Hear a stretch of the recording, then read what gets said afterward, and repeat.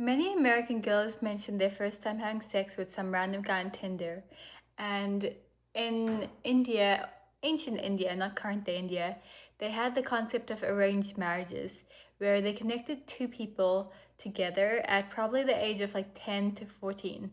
Now, those people would not have sex or anything, but they would be married quite young and they wouldn't necessarily live like a married couple. Oftentimes, the girl would be, living with her own parents. The guy would be living with his own parents, and they'd be allowed to play together and have fun and, like, you know, cook together and do stuff like that. But then they would finally live together when they're, 18, 19, 20. And I really like the idea of arranged marriage.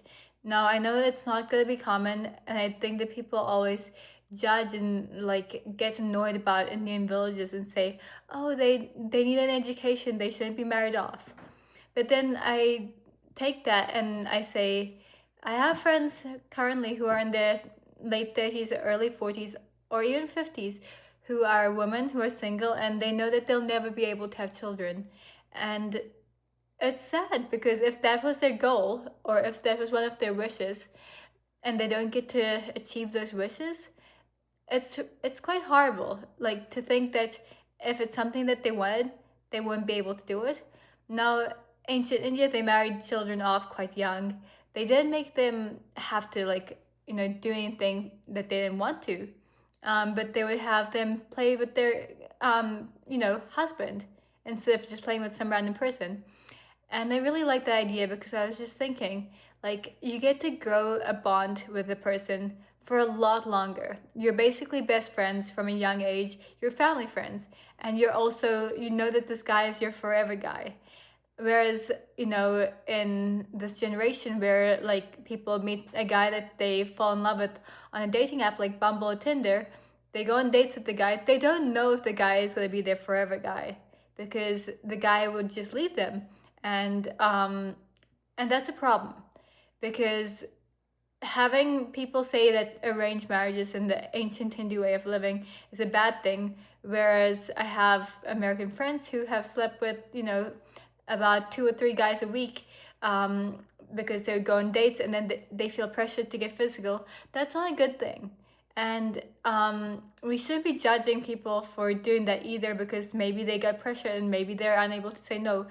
But we shouldn't also be judging arranged marriages and saying that's a bad idea because the women have no freedom. Because what is really freedom? Freedom is the ability to do what you want in life.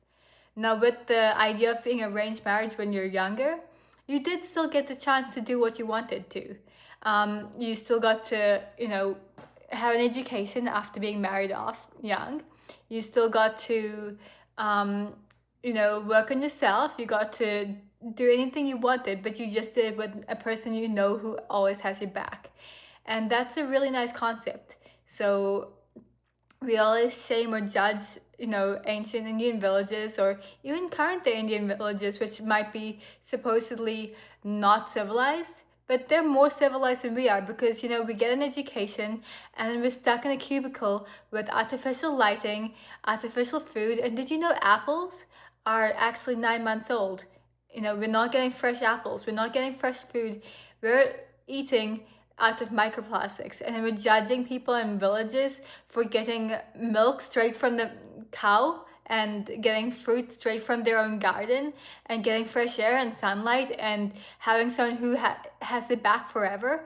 Why are we judging this? Why are we judging the ancient Indian traditions of arranged marriage and then saying what the West says is a lot better? Not saying that the West is bad. I'm just saying, why are we judging a different culture for different values when, we have like something different in another place and we're living in artificial lighting right now. I'm using artificial lighting just to make this video, and yeah, it's great, it's convenient, but it's still also not natural. And I know that the food I've been eating today has not been natural. Even the fruit and vegetables are ultra processed. The corn is genetically modified, the milk is ultra filtered and purified, and it's just not as natural But that's one thing I learned from the chapter 9 of Ramayana, where Ram marries Sita. He actually was asked to, you know, do a little competition by the father of the bride, Sita, to win his daughter. And that's a really great way to look at life. Like, you're winning your future partner and you have to do everything you can to get them. And I love that. That's sweet. Because when you feel like your partner is your prize, you end up treating them a lot better than if you just feel like you got this person and you had every other prize before this person. So I really like this concept, and the chapter was very sweet. It's cute to see that he actually wanted to do this competition to get Sita, and he won the competition and exceeded in the king's competition to win the goddess Sita. And he is also a god, but even being a god himself, he doesn't feel like he just deserves to get the goddess. He works hard to get the goddess, and I love that.